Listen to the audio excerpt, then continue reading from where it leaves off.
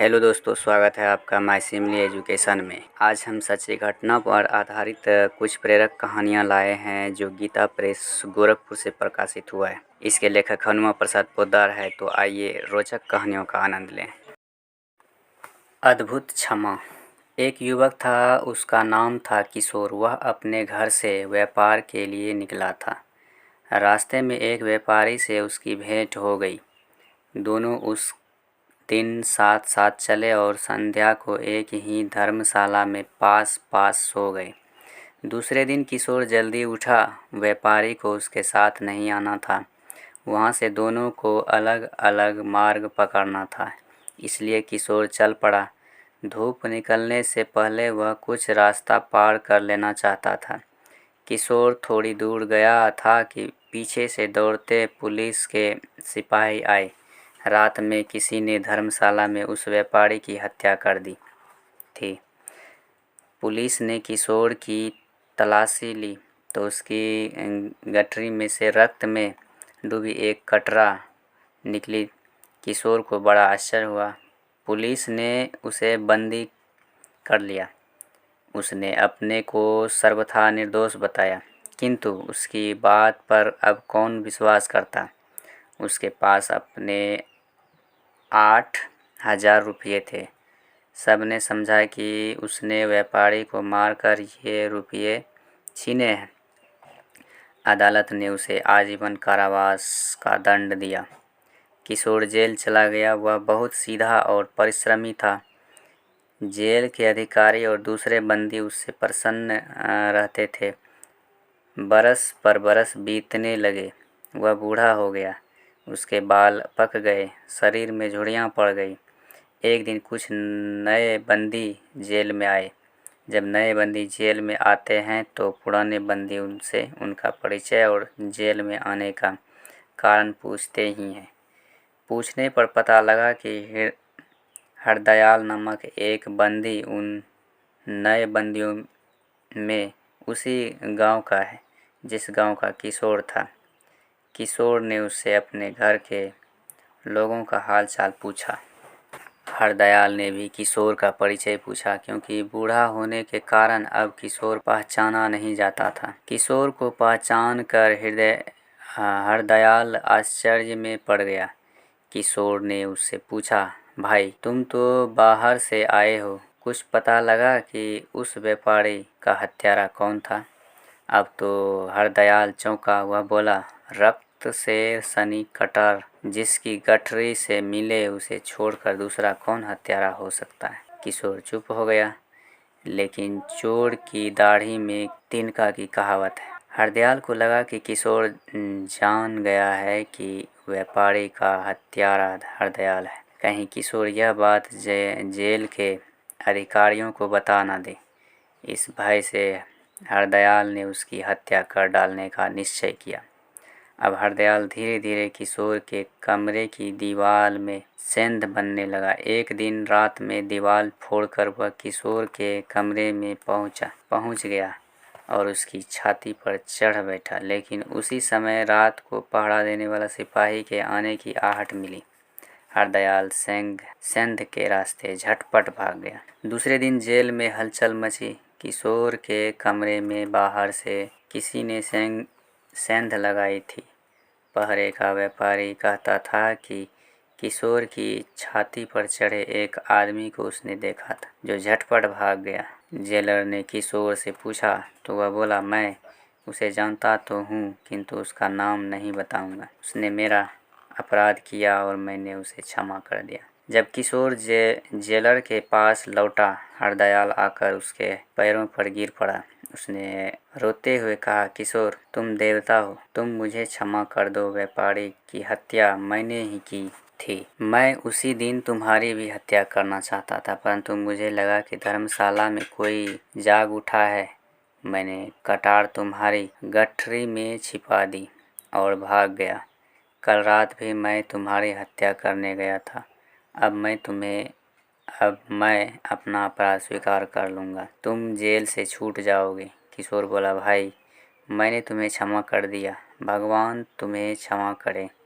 मेरी जेल तो वैसे ही पूरी हो गई है। मैं भगवान के पास जाता हूँ। अपने इतने बड़े अपराधी को सरलता से क्षमा कर देने वाला किशोर हंसते हंसते शरीर को छोड़कर भगवान के लोक को चला गया। महाता सैसा की ईमानदारी। महाता सैसा का जन्म सिलोन में हुआ था। सिलोन का पुराना नाम सिंहल द्वीप है। इसे लंका भी कहा जाता है। महाता सैसा एक आदर्श पुरुष हो गए हैं। उनका बचपन बड़ी दरिद्रता में बीता था। उनके पिता दिवाकर सैसा बहुत कम पढ़े लिखे थे। जंगली जड़ी बूटियां बेचकर वे अपने परिवार का भरण पोषण करते थे। अपने पुत्र महाता सैसा को उन्होंने थोड़ी बहुत शिक्षा दी और वैद्यक भी सिखाया। जिस समय दिवाकर सैसा की मृत्यु हुई, सिलोन में अकाल पड़ा था। उस समय महाता जैसा केवल 18 वर्ष के थे। उनके ऊपर परिवार के भरण पोषण का भार पड़ गया।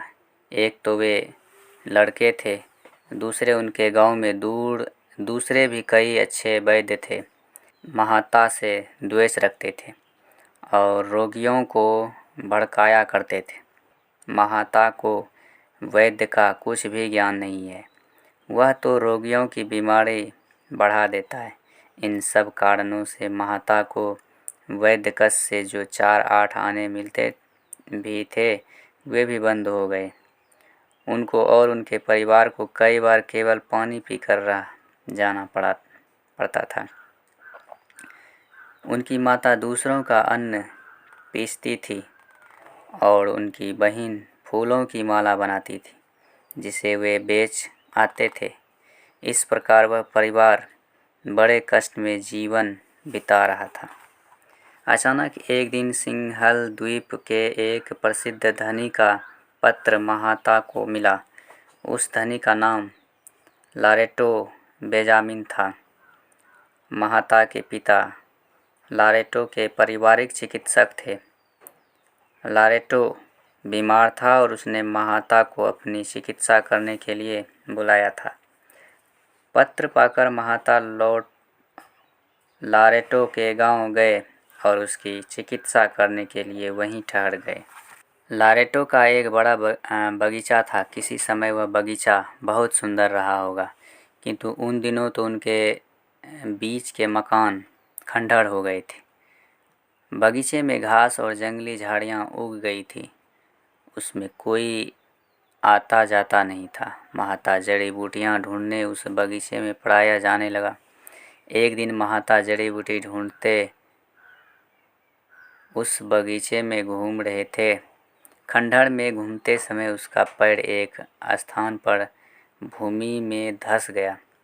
वहाँ उन्होंने ध्यान से देखा तो एक तांबे का हंडा पृथ्वी में गड़ा था।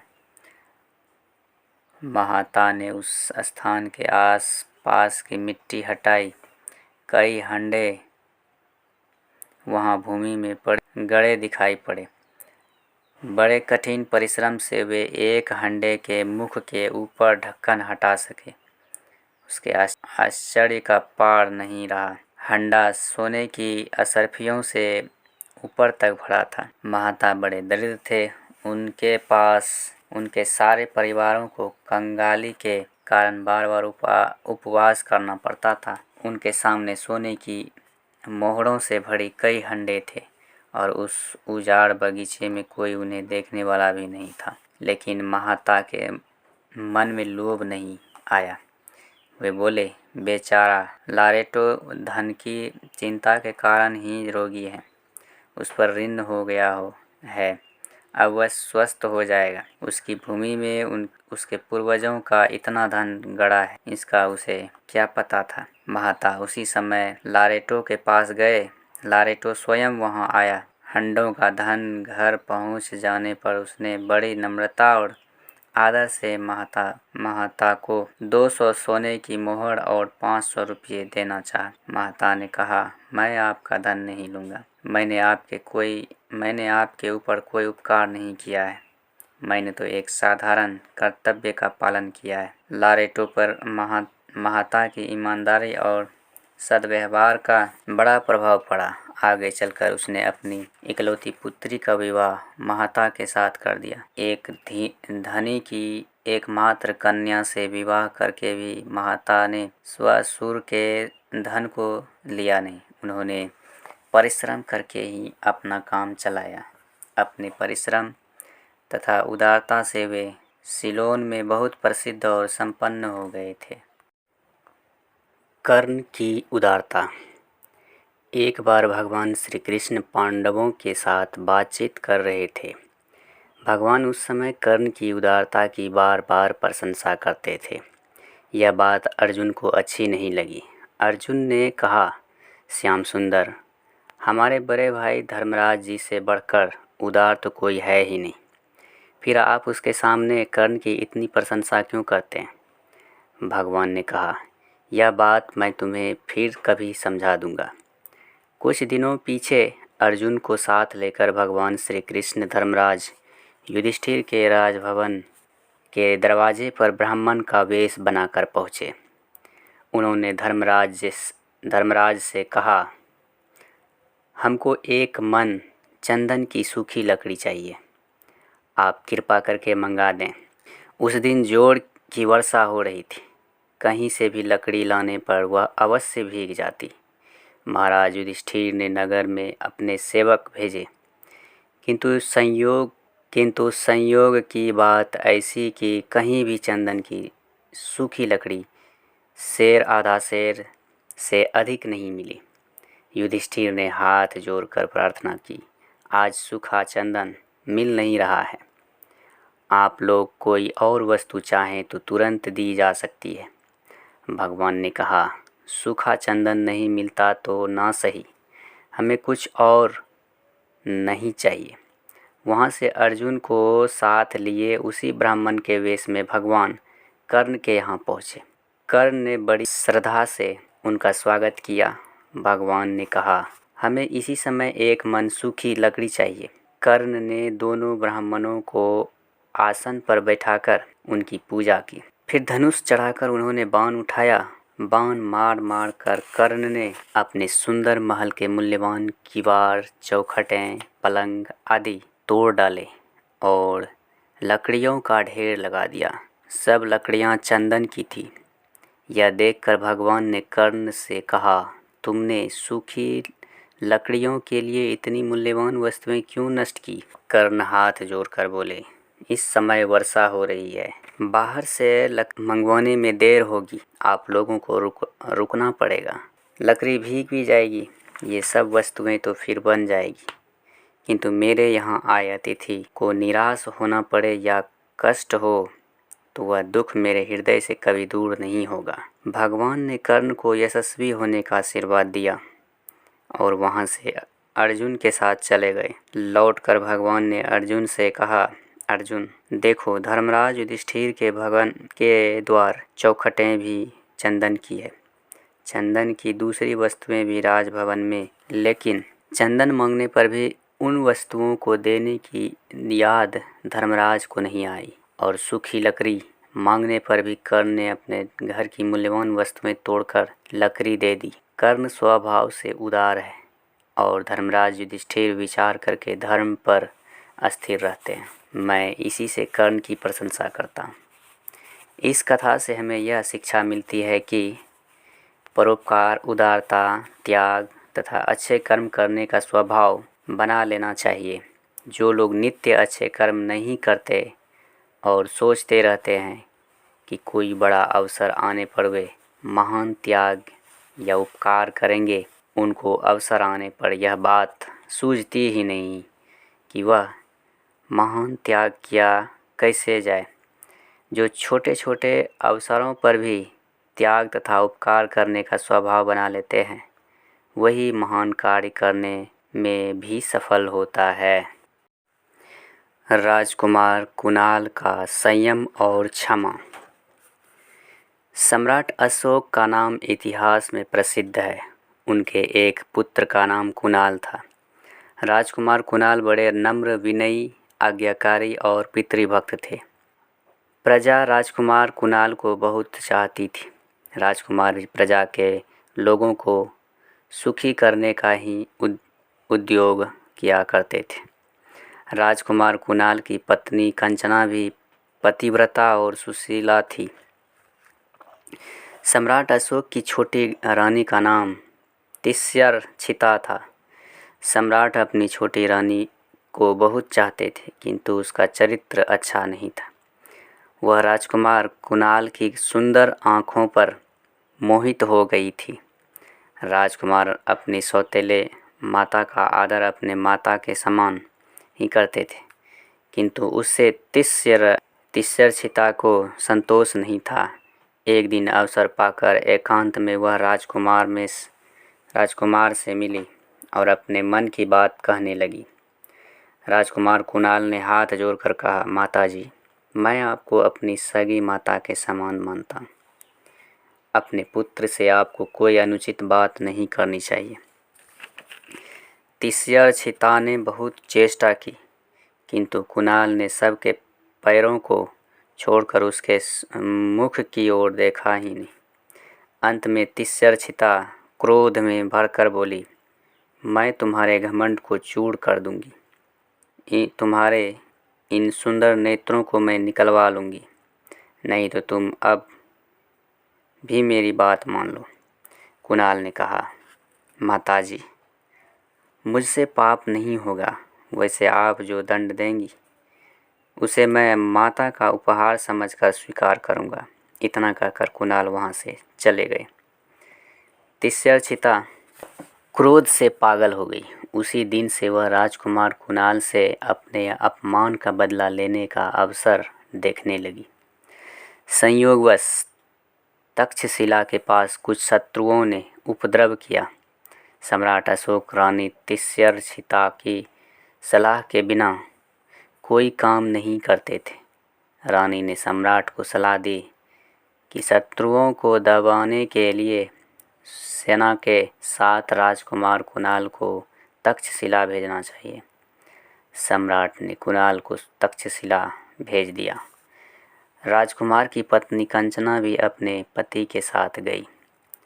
राजकुमार के चले जाने तिष्यर्चिता ने सेनापति के नाम एक पत्र लिखा। सम्राट अशोक रानी पर पूरा विश्वास करते थे। राज के मुहरें तिष्यर्चिता के पास रहती थी। तिष्यर्चिता ने अपने पत्र सम्राट के नाम की मुहर लगा दी और पत्र एक कर्मचारी के द्वारा तक्षशिला के सेनापति के पास भेज दिया। तक्षशिला में शत्रुओं को राजकुमार ने भगा दिया तथा वहाँ सभी लोग राजकुमार के व्यवहार से उनको देवता के समान मानने लगे थे। जब तिष्यर्चिता का पत्र सेनापति को मिला, सेनापति के आश्चर्य का ठिकाना नहीं रहा। वह पत्र उसने राजकुमार को दिखाया। राजकुमार कुणाल ने कहा, सेनापति, यह सम्राट का पत्र है, इस पर सम्राट की मुहर लगी है, आप सम्राट की आज्ञा का पालन करें। सेनापति ने कहा, राजकुमार, ऐसी कठोर आज्ञा का पालन मुझसे नहीं होगा। सम्राट ने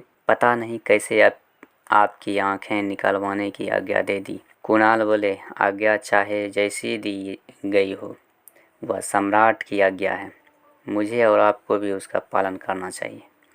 लेकिन सेनापति ने राजकुमार की आंखें फोड़ना स्वीकार नहीं किया। अंत में अपने पिता की आज्ञा का सम्मान करने के लिए राजकुमार कुणाल ने अपने हाथों अपने नेत्रों में लोहे के सूजे भोंक लिए। अंधे होकर राजकुमार कुणाल तक्षशिला से चल पड़े। उनके साथ केवल उनकी पवित्रता पत्नी कंचना थी। वही अपने पति का हाथ पकड़कर आगे आगे चलती और उनकी सेवा करती थी।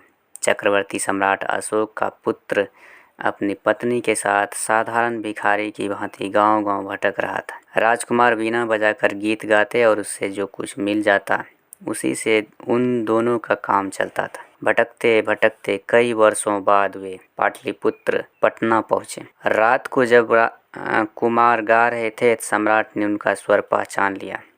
वे राजमहल से दौड़े कुणाल के पास गए। इतने दिनों के बाद सम्राट को रानी तिष्यर्चिता की दुष्टता का पता लगा। सम्राट ने आज्ञा दी, तिष्यर्चिता को अभी मेरे सामने जीते ही पृथ्वी में गाड़ दो। राजकुमार कुणाल ने सम्राट की आज्ञा सुनते ही पृथ्वी पर मस्तक रखकर कहा, पिताजी, वो मेरी माता है। मैं आपसे भिक्षा मांगता हूँ कि आप उन्हें क्षमा कर दें। राजकुमार की अद्भुत क्षमाशीलता ने सम्राट और सभी लोगों को चकित कर दिया।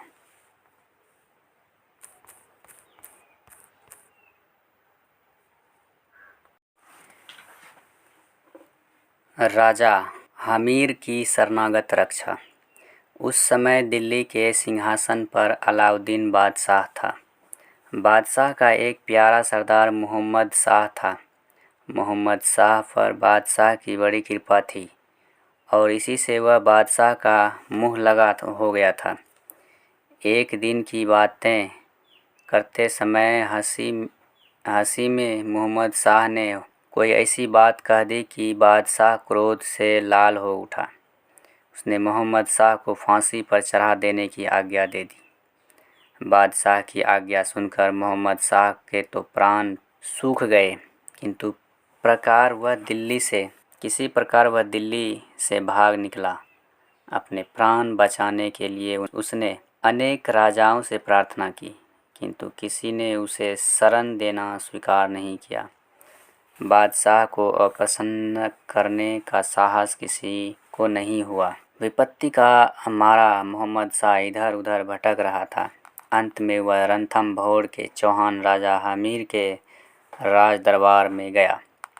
उसने राजा से अपने प्राण बचाने की प्रार्थना की। राजा ने कहा, राजपूत का पहला धर्म है कि शरणागत की रक्षा। आप मेरे यहाँ निश्चिंत होकर रहें। जब तक मेरे शरीर में प्राण है, कोई आपका बाल भी बांका नहीं कर सकता। मोहम्मद शाह रणथंभौर में रहने लगा। जब बादशाह अलाउद्दीन को इस बात का पता लगा तो उसने राजा हमीर के पास संदेश भेजा, मोहम्मद शाह मेरा भगोड़ा है, उसे फांसी का दंड हुआ है, तुम उसे तुरंत मेरे पास भेज दो। राजा हमीर ने उत्तर दिया, मोहम्मद शाह मेरी शरण आया और मैंने उसे रक्षा का वचन दिया है। मुझे चाहे सारे संसार से युद्ध करना पड़े, भय या लोभ में आकर मैं शरणागत का त्याग नहीं करूँगा। अलाउद्दीन को राजा का पत्र पाकर बहुत क्रोध आया। उसने इसे अपमान समझा। उसने उसी समय सेना को रणथंभौर चढ़ाई करने को कहा। टिड्डियों के दलों के समान पठानों की बड़ी भारी सेना चल पड़ी। रणथंभौर के किले को उस सेना ने 10 मील तक चारों ओर से घेर लिया। अलाउद्दीन ने राजा के पास फिर संदेश भेजा कि वह मोहम्मद शाह को भेज दे। बादशाह समझता था कि राजा हमीर बादशाही की भारी सेना लेकर देखकर डर जाएगा, किंतु राजा हमीर ने स्पष्ट कह दिया, मैं किसी भी प्रकार शरणागत को नहीं दूंगा। युद्ध आरंभ हो गया। बादशाह की सेना बहुत बड़ी थी, किंतु राजपूत वीर तो मौत से भी दो हाथ करने को तैयार थे। भयंकर युद्ध महीनों चलता रहा। दोनों ओर के हजारों वीर मारे गए। अंत में एक दिन मोहम्मद शाह ने स्वयं राजा हमीर से कहा, महाराज, मेरे कारण आप बहुत दुख उठा चुके। मुझे अब आपके वीरों का नाश नहीं देखा जाता। मैं बादशाह के पास चला जाना चाहता हूँ। राजा हमीर बोले, मोहम्मद शाह, तुम फिर ऐसी बात मत करना। जब तक मेरे शरीर में प्राण है, तुम यहाँ से बादशाह के पास नहीं जा सकते। राजपूत का कर्तव्य है कि शरणागत रक्षा।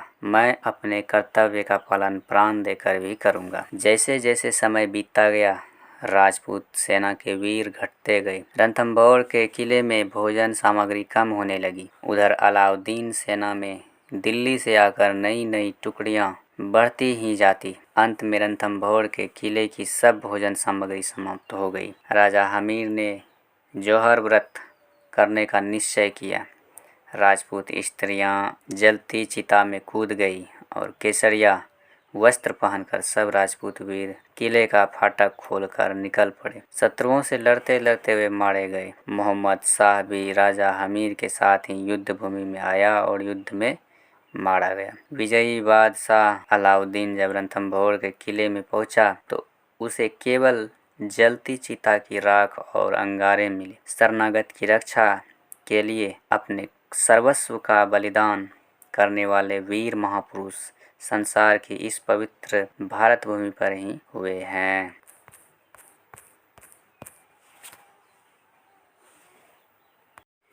किसी का दोष ना देखना। भगवान बुद्ध के एक शिष्य ने एक दिन भगवान के चरणों में प्रणाम किया और वह हाथ जोड़कर खड़ा हो गया। भगवान ने उससे पूछा, तुम क्या चाहते हो? शिष्य, यदि भगवान आज्ञा दे तो मैं देश में घूमना चाहता। भगवान, लोगों में अच्छे बुरे सब प्रकार के मनुष्य होते हैं। बुरे लोग तुम्हारी निंदा करेंगे और तुम्हें गालियाँ देंगे। उस समय तुम्हें कैसा लगेगा? शिष्य, मैं समझ लूँगा कि वे बहुत भले लोग हैं, क्योंकि उन्होंने मुझ पर धूली नहीं फेंकी और मुझे थप्पड़ नहीं मारे। भगवान, उनमें से कुछ लोग धूली भी फेंक सकते हैं और थप्पड़ भी मार सकते हैं। शिष्य, मैं उन्हें भी इसलिए भला समझूंगा कि वे मुझे डंडे नहीं मारते।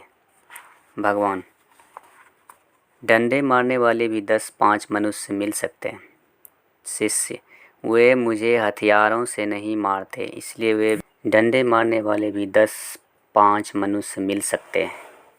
शिष्य, वे मुझे हथियारों से नहीं मारते, इसलिए वे भी मुझे भले जान पड़ेंगे। भगवान, देश बहुत बड़ा है, जंगलों में ठग और डाकू रहते हैं। डाकू तुम्हें हथियारों से भी मार सकते हैं। शिष्य, वे डाकू भी मुझे दयालु जान पड़ेंगे, क्योंकि उन्होंने मुझे जीवित तो छोड़ा। भगवान, यह कैसे जानते हो कि डाकू जीवित ही छोड़ देंगे?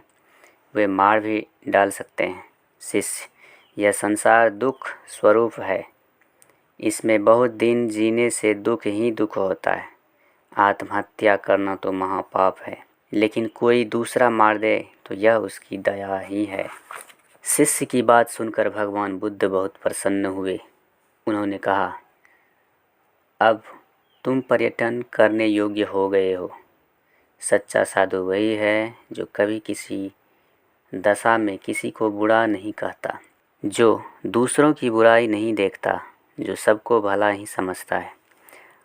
वही परिव्राजक होने योग्य है। दूसरों का बुरा समझना और दूसरों के दोषों की छानबीन करना एक बहुत बड़ा दोष है। इस दोष से सभी को बचे रहना चाहिए।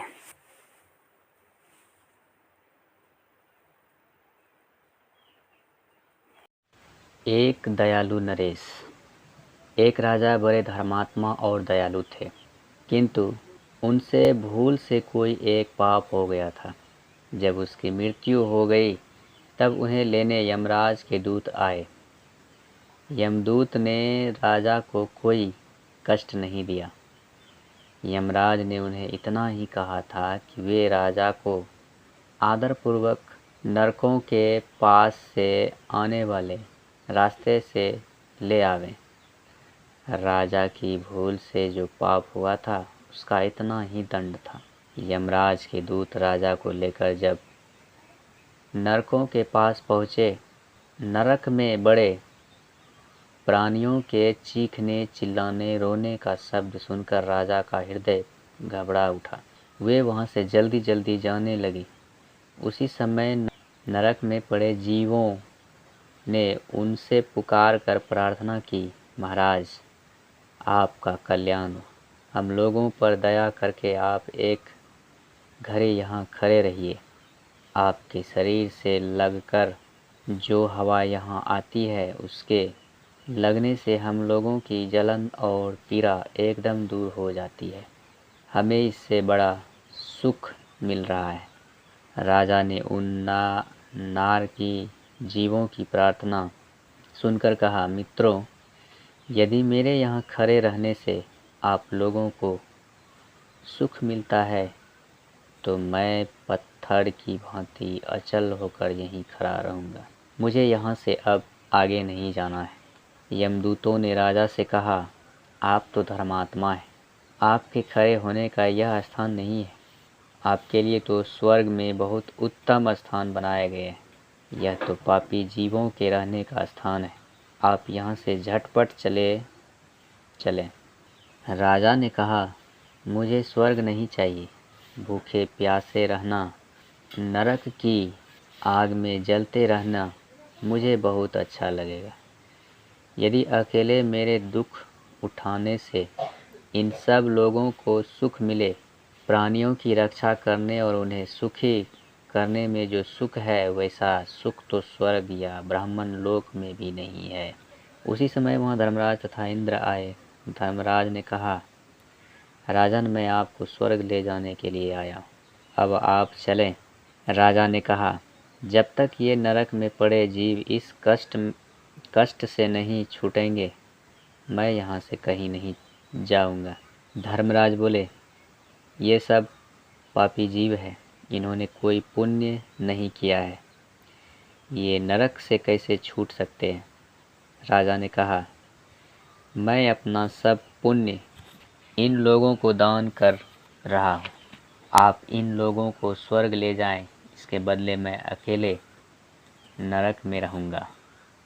राजा की बात सुनकर देवराज इंद्र ने कहा, आपके पुण्य को पाकर नरक के प्राणी दुखों से छूट गए हैं। देखिए, ये लोग अब स्वर्ग जा रहे हैं, अब आप भी स्वर्ग चलिए।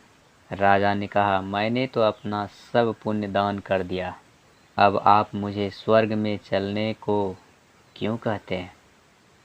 देवराज हंसकर बोले, दान करने से वस्तु घटती नहीं, बढ़ जाती है। आपने इतने पुण्यों का दान किया, यह दान उन सब से बड़ा पुण्य हो गया। अब आप हमारे साथ पधारें। दुखी प्राणियों पर दया करने से ये नरेश अंततः अनंत काल तक स्वर्ग का सुख भोगते रहे।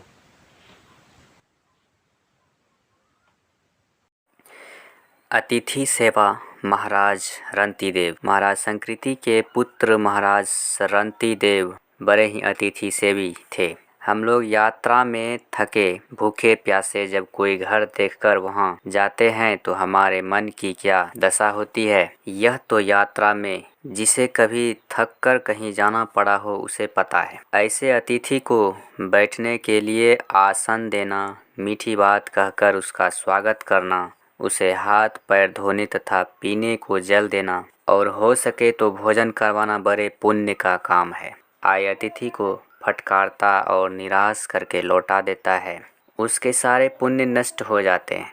महाराज रंतिदेव इतने बड़े अतिथि सेवी थे कि अतिथि की इच्छा जानते ही उसकी इच्छित वस्तु उसे दे देते थे। उनके यहाँ रोज हजारों अतिथि आते थे। इस प्रकार बांटते बांटते महाराज का सब धन समाप्त हो गया। वे कंगाल हो गए। महाराज रंतिदेव निर्धन हो जाने पर राजमहल छोड़ दिया। स्त्री पुत्र के साथ वे जंगल के रास्ते यात्रा करने लगे। क्षत्रिय को भिक्षा नहीं मांगना चाहिए, इसलिए वन के कंद मूल फल आदि से वे अपना तथा स्त्री पुत्र का काम चलाते थे। बिना मांगे कोई कुछ दे देता तो उसे ले लेते थे। एक बार महाराज रंतिदेव चलते हुए ऐसे वन में पहुँचे जहाँ भोजन के योग्य कंद मूल फल तो क्या पत्ते भी नहीं थे। उस वन में जल का नाम नहीं था। भूख से रानी और राजकुमार छटपटाने लगे। प्यास के मारे गला सूख गया। पूरे 48 दिन तक उन लोगों को एक बूंद जल तक नहीं मिला। 49वें दिन महाराज रंतिदेव उस वन के बाहर पहुंच गए थे। पास की किसी बस्ती के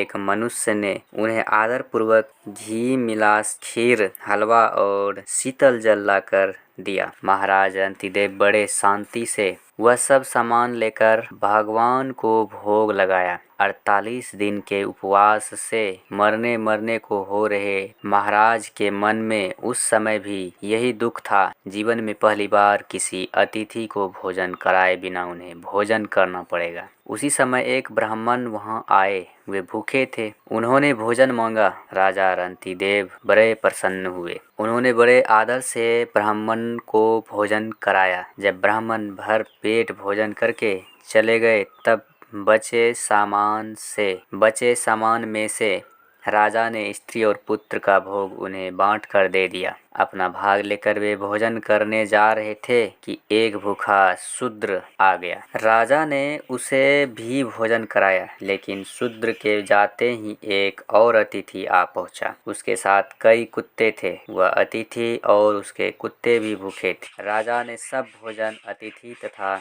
उसके कुत्तों को आदरपूर्वक दे दिया। अब उसके पास थोड़ा सा पानी बच रहा था। राजा रंतिदेव के भाग्य में वह पानी भी नहीं था। प्यास के मारे उसके प्राण निकले जा रहे थे, किंतु जैसे ही वे पानी पीने चले, एक चंडाल यह पुकारता हुआ पहुंचा, महाराज मैं चंडाल हूँ, मैं चंडाल हूँ, प्यास से मेरे प्राण जा रहे हैं, 2 घूंट जल मुझे देने की कृपा कीजिए। महाराज रंतिदेव की आंखों में आंसू आ गए। उन्होंने भगवान से प्रार्थना की, प्रभु यदि मेरे इस जल दान का कुछ पुण्य हो तो उसका फल मैं यही चाहता हूँ कि संसार के दुखी प्राणियों का दुख दूर हो जाए। बड़े प्रेम से उस चंडाल को महाराज ने वह बचा हुआ पानी भी पिला दिया। चंडाल के जाते ही महाराज रंतिदेव भूख प्यास के मारे मूर्छित होकर गिर पड़े, लेकिन उसी समय वहां भगवान ब्रह्मा, भगवान विष्णु तथा भगवान शंकर और धर्मराज प्रकट हो गए। ये देवता ही ब्राह्मण, शूद्र, कुत्ते से घिरे अतिथि तथा चंडाल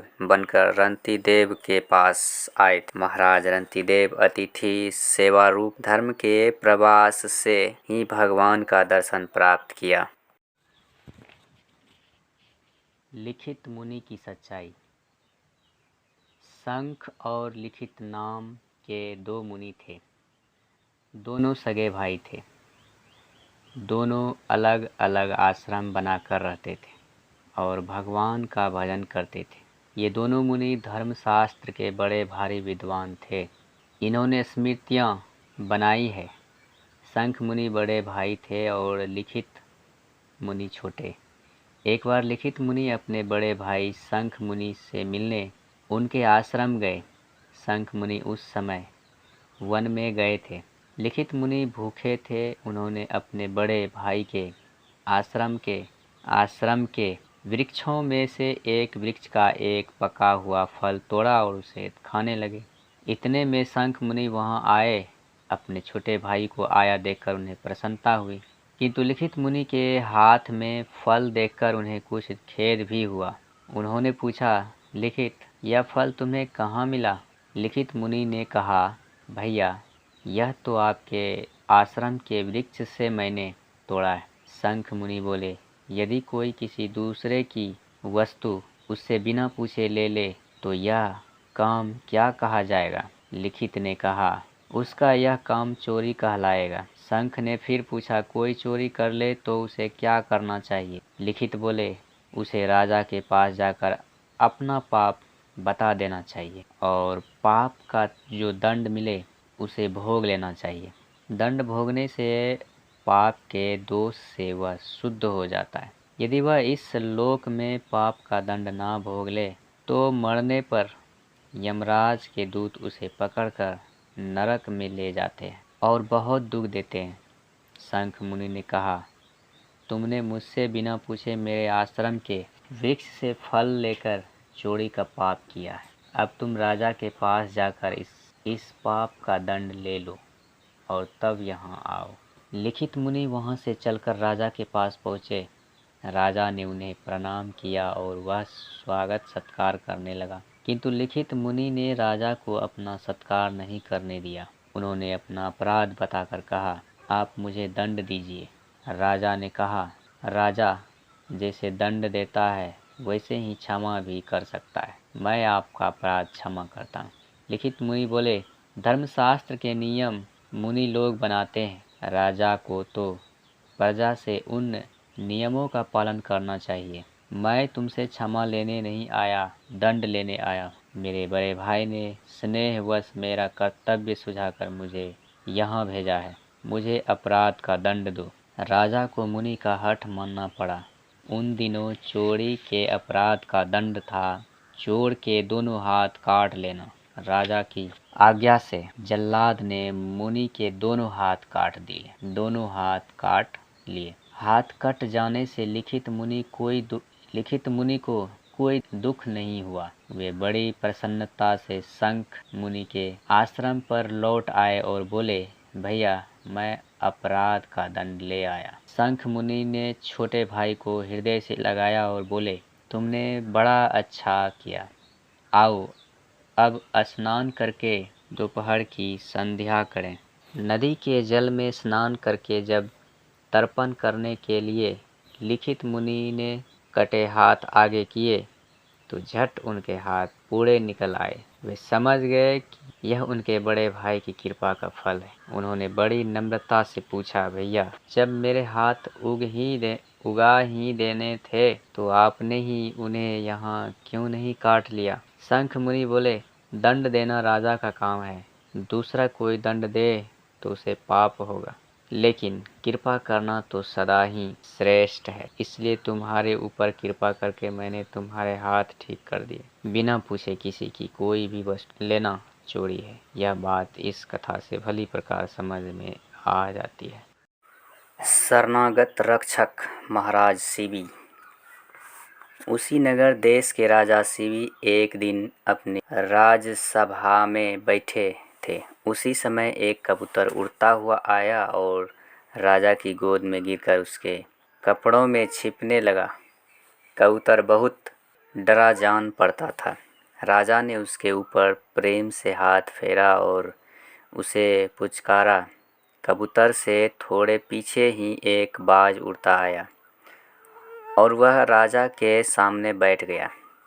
बाज ने मनुष्य की बोली में कहा, आप न्याय को जानने वाले राजा हैं। आपको किसी का भोजन नहीं छीनना चाहिए। यह कबूतर मेरा भोजन है, आप इसे दे दीजिए।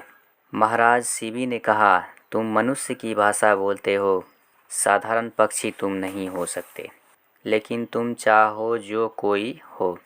यह कबूतर मेरी शरण में आया है, मैं शरणागत का त्याग नहीं करूँगा।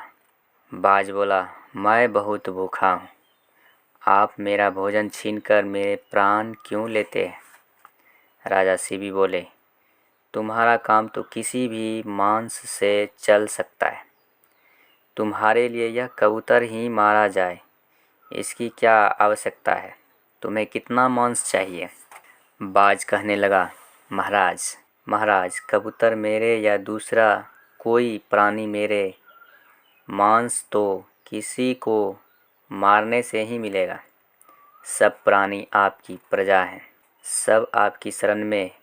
उनमें से जब किसी को मारना ही है तो इस कबूतर को ही मारने में क्या दोष है? मैं तो ताज़ा मांस खाने वाला प्राणी हूँ और अपवित्र मांस मैं खाता नहीं। मुझे कोई लोभ भी नहीं है। इस कबूतर के बराबर तौलकर किसी पवित्र प्राणी का ताज़ा मांस मुझे दे दीजिए, मेरी भूख उतने से बुझ जाएगी। राजा ने विचार किया और बोले, मैं दूसरे किसी प्राणी को नहीं मारूंगा, अपना मांस ही मैं तुमको दूंगा। बाज बोला, एक कबूतर के लिए आप चक्रवर्ती सम्राट होकर अपना शरीर क्यों काटते हैं? आप फिर से सोच लीजिए। राजा ने कहा, बाज तुम्हें तो अपना पेट भरने से काम है, तुम मांस लो और अपनी भूख मिटाओ। मैंने सोच समझ लिया है, मेरा शरीर अजर अमर नहीं है। शरण में आए एक प्राणी की रक्षा में शरीर लग जाए, इससे अच्छा इसका दूसरा कोई उपयोग नहीं हो सकता। महाराज की आज्ञा से वहाँ कांटा मंगवाया गया। एक पलड़े में कबूतर बैठाया गया और दूसरे पलड़े में महाराज ने अपने हाथ से काटकर अपनी बाईं भुजा रख दी। भूमि से उठा नहीं। महाराज शिवी ने अपना एक पैर काट कर रखा और फिर भी कबूतर भारी रहा तो दूसरा पैर भी काट कर चढ़ा दिया। इतने पर भी कबूतर का पलड़ा भूमि पर ही टिका रहा। महाराज शिवी का शरीर रक्त से लथपथ हो गया था, लेकिन उन्हें इसका कोई दुख नहीं। अब की बार वे स्वयं पलड़े पर बैठ गए और बाज से बोले, तुम मेरे इस देह को खाकर अपनी भूख मिटा लो। महाराज जिस पलड़े पर थे वह पलरा इस बार भारी होकर भूमि पर टिक गया था और कबूतर का पलरा ऊपर उठ गया था। लेकिन उसी समय सबने देखा कि बाज तो साक्षात देवराज इंद्र के रूप में प्रकट हो गया। साक्षात देवराज इंद्र के रूप में प्रकट हो गया है और कबूतर बने अग्नि देवता भी अपने रूप में खड़े हैं। अग्नि देवता ने कहा, महाराज, आप इतने बड़े धर्मात्मा हैं कि आपकी बराबरी में तो क्या विश्व में कोई भी नहीं कर सकता।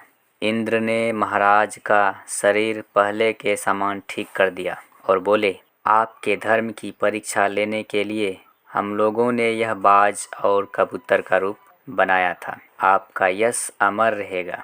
दोनों देवता महाराज की प्रशंसा करके और उन्हें आशीर्वाद देकर अंतर्ध्यान हो गए। महाराज रघु का दान। महाराज रघु अयोध्या के सम्राट थे। वे भगवान श्री राम के प्रसिद्ध प्रपितामह थे। उनके नाम से ही उनके वंश के क्षत्रिय रघुवंशी कहे जाते हैं। एक बार महाराज रघु ने एक बड़ा भारी यज्ञ किया। जब यज्ञ पूरा हो गया तब महाराज ने ब्राह्मणों तथा दीन दुखियों को धन दान कर दिया। महाराज इतने बड़े दानी थे कि उन्होंने अपने आभूषण, सुंदर वस्त्र और सब बर्तन तक दान कर दिए। महाराज के पास साधारण वस्त्र रह गया। वे मिट्टी के बर्तनों से काम चलाने लगे। यज्ञ में जब महाराज रघु सर्वस्व दान कर चुके तब उनके पास वरंतुता ऋषि के शिष्य कौत्स नाम एक ब्राह्मण कुमार आए। महाराज ने उनको प्रणाम किया, आसन पर बैठाया और मिट्टी के गुड़ुबे से उनके पैर धोए। स्वागत सत्कार हो जाने पर महाराज ने पूछा, आप मेरे पास कैसे पधारे हैं? मैं क्या सेवा करूं? कौत्सने ने कहा, महाराज, मैं आया तो किसी काम से ही था, किंतु आपने तो सर्वस्व दान कर दिया है। मैं आप जैसे महादानी उदार पुरुष को संकोच में नहीं डालूंगा। महाराज रघु ने नम्रता से प्रार्थना की, आप अपने आने का उद्देश्य तो बता दें। कौत्स ने बताया कि उनका अध्ययन पूरा हो गया है। अपने गुरुदेव के आश्रम से घर जाने से पहले गुरुदेव से उन्होंने गुरुदक्षिणा मांगने की प्रार्थना की। गुरुदेव ने बड़े स्नेह से कहा, बेटा, तूने यहाँ रहकर जो मेरी सेवा की है उससे मैं बहुत प्रसन्न हूँ। मेरी गुरुदक्षिणा तो हो गई, तू संकोच मत कर, प्रसन्नता से घर जा। लेकिन कौत्स ने जब गुरुदक्षिणा देने का हठ कर लिया तब गुरुदेव को कुछ क्रोध आ गया। वे बोले, तूने मुझसे 14 विद्याएं पढ़ी है, अतः प्रत्येक विद्या के लिए 1 करोड़ सोने की मोहरें लगा कर दे। गुरुदक्षिणा के 14 करोड़ सोने की मोहर लेने कौत्स अयोध्या आए थे। महाराज ने कौत्स की बात सुनकर कहा, जैसे आपने यहाँ तक आने की कृपा की है वैसे ही मुझ पर थोड़ी सी कृपा और करें। अग्निशाला में ठहरें। रघु के यहाँ से एक ब्राह्मण कुमार निराश लौट जाए, यह तो बड़े दुख एवं कलंक की बात होगी। मैं 3 दिन में आपकी गुरुदक्षिणा का कोई न कोई प्रबंध अवश्य कर दूंगा। कौत्स ने अयोध्या में रुकना स्वीकार कर लिया। महाराज ने अपने मंत्री को बुलाकर कहा, यज्ञ में सभी सामंत नरेश कर दे चुके हैं, उनसे दोबारा कर लेना न्याय नहीं है। लेकिन कुबेर जी ने मुझे कभी कर नहीं दिया। वे देवता हैं तो क्या हुआ, कैलाश पर रहते हैं। पृथ्वी के चक्रवर्ती सम्राट को उन्हें कर देना चाहिए। मेरे सब अस्त्र शस्त्र मेरे रथ में रखवा दो। मैं कल सवेरे कुबेर पर चढ़ाई करूंगा। आज रात को मैं उसी रथ में सोऊंगा। जब तक ब्राह्मण कुमार को गुरुदक्षिणा न मिले मैं राजमहल में पैर नहीं रख सकता। उस रात महाराज रघु रथ में ही सोए, लेकिन बड़े सवेरे उनका कोषाध्यक्ष उसके पास दौड़ा आया और कहने लगा, महाराज, खजाने का घर सोने की मोहरों से ऊपर तक भरा हुआ है। रात में उसमें मोहरों की वर्षा हुई है। महाराज समझ गए कि कुबेर जी ने ही यह मोहरों की वर्षा की है। महाराज ने सब मोहरों का ढेर लगवा दिया और कोत्स से बोले, आप इस धन को ले जाएं। कोत्स ने कहा, मुझे तो गुरु दक्षिणा के लिए 14 करोड़ मोहरें चाहिए, उससे अधिक एक मोहर भी मैं नहीं लूँगा। महाराज ने कहा, लेकिन यह धन आपके लिए आया है। ब्राह्मण का धन हम अपने यहाँ नहीं रख सकते, आपको ही यह सब लेना पड़ेगा। कोत्स ने बड़ी दृढ़ता से कहा, महाराज, मैं ब्राह्मण हूँ, धन का मुझे करना क्या है? आप इसका चाहे जो करें, मैं तो एक मोहर अधिक नहीं लूँगा। कोत्स 14 करोड़ मोहरें लेकर चले गए। शेष मोहरें महाराज रघु ने दूसरे ब्राह्मणों को दान कर दी।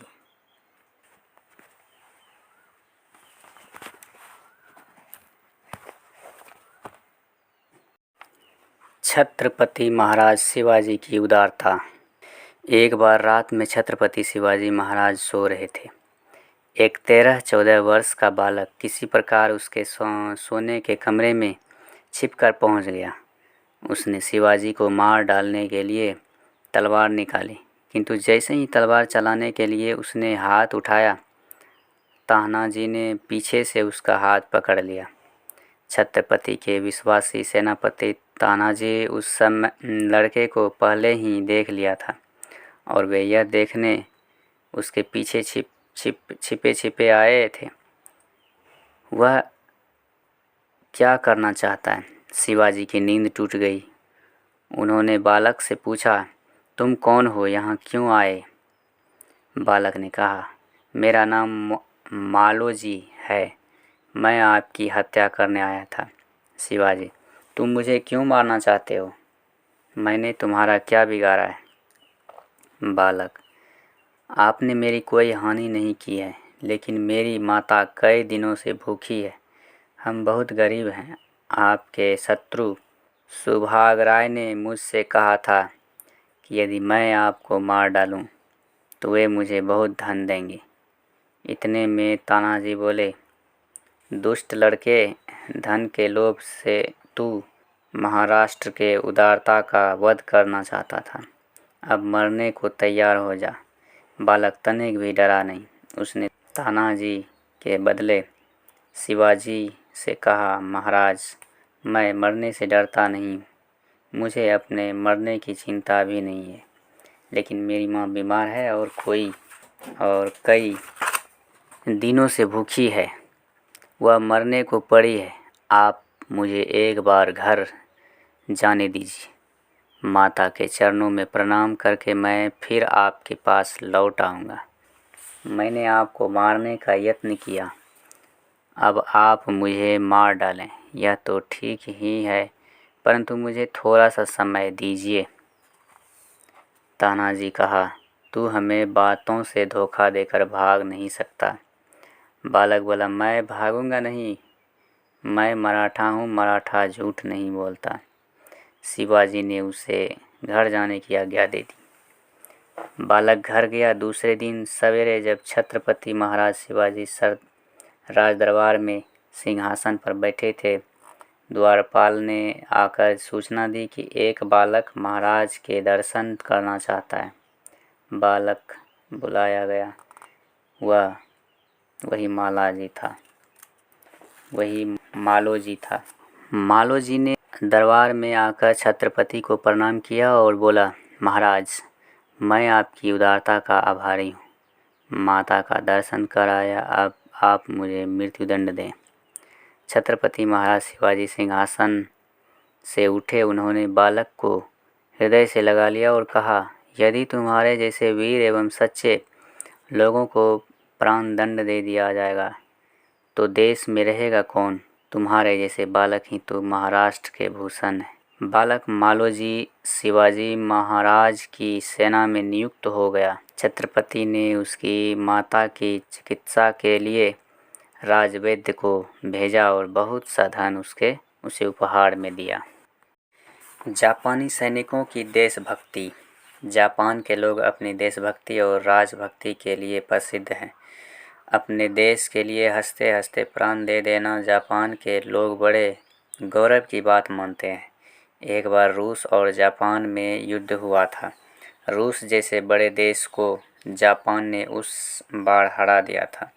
उस युद्ध में जापानी सैनिकों ने वीरता के बड़े बड़े काम किए थे।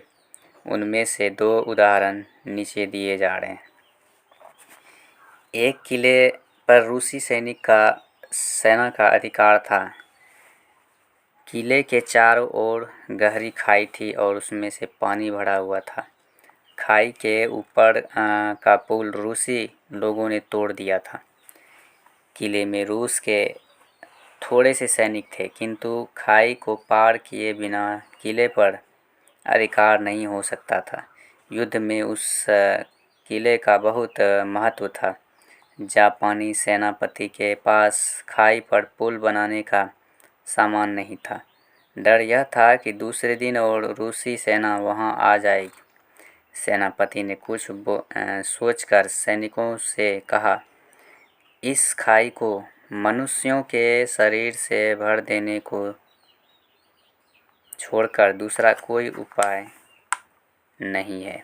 जापान के लिए जो प्रसन्नता से अपना बलिदान करना चाहे वे 2 पद आगे बढ़े। पूरी की पूरी सेना 2 पद आगे बढ़ आई। एक भी सैनिक ऐसा नहीं था जो प्राण देने में पीछे रहना चाहता।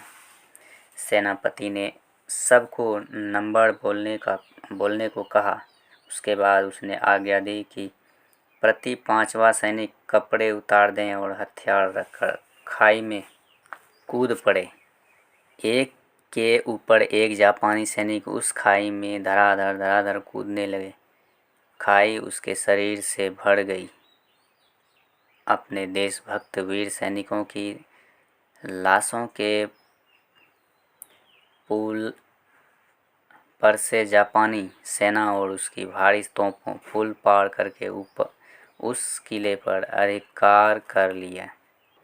रूस जापान के उसी युद्ध की बात है। रूस की सेना एक पहाड़ी पर आक्रमण किया। उस पहाड़ी पर जापान के थोड़े से सैनिक और एक भारी तोप थी। रूसी सैनिक उस तोप पर अधिकार करना चाहते थे, क्योंकि उसके पास वहां उतनी बड़ी तोप नहीं थी। रूस के सैनिकों का आक्रमण बहुत भयानक था। वे संख्या में बहुत अधिक थे। जापानी सेना को पीछे हटना पड़ा। वे अपनी भारी तोप हटा नहीं सके। उस तोप तथा पहाड़ी पर रूसी सेना ने अधिकार कर लिया। उस तोप को चलाने वाला जो जापानी तोपची था, उसे यह बात सहन नहीं हुई कि उसकी तोप से शत्रु उसी के पक्ष के सैनिकों को प्राण ले। रात में बिना किसी को बताए वह पेट के बल सरकता छिपता उस पहाड़ी पर चढ़ गया। वह उस तोप के पास तो पहुंच गया, किंतु तोप को हटाने या नष्ट करने का उसके पास कोई उपाय नहीं था। अंत में वह उस तोप के नाली में घुस गया। रात में वह बर्फ पड़ी तोप की नली में घुसे। तोपची को ऐसा लगता था कि सर्दी के मारे उसकी नसों के भीतर रक्त जमता जा रहा है। उसकी एक एक नस फटी जा रही थी। सारे शरीर में भयंकर पीड़ा हो रही थी। फिर भी वह दांत पर दांत दबाए वहां चुपचाप पड़ा रहा। सवेरा हुआ। रूसी सैनिक तोप के पास आए। उन्होंने तोप की परीक्षा लेने का निश्चय किया। तोप में गोला बारूद भरा गया। जैसे ही तोप छूटी, उसकी नली में घुसे जापानी सैनिक के चिथड़े उड़ गए और तोप के सामने का वृक्ष रक्त से लाल हो गया। तोप की नली से रक्त निकल रहा था। रूसी सैनिकों का वह रक्त देखा तो कहने लगे, ऐसा लगता है कि तोप छोड़कर जाते समय जापानी लोग इसमें कोई प्रेत बैठा गए हैं। वह अब रक्त उगल रहा है, आगे पता नहीं क्या करेगा, यहाँ से भाग चलना चाहिए। प्रेत के भय से रूसी सैनिक वह तोप वहीं छोड़कर उस पहाड़ी से भाग गए। एक जापानी तोप चीन ने अपना बलिदान करके वह काम कर दिखाया जो एक सेना नहीं कर सकी थी। उम्मीद है कि आपको ये वीडियो बहुत पसंद आया। यदि पसंद आए तो आप लाइक और सब्सक्राइब जरूर करें। हम जल्द ही मिलेंगे एक अच्छे स्टोरी के साथ। तब तक के लिए आप हंसते रहिए, मुस्कुराते रहिए और एंजॉय लेते रहिए। धन्यवाद।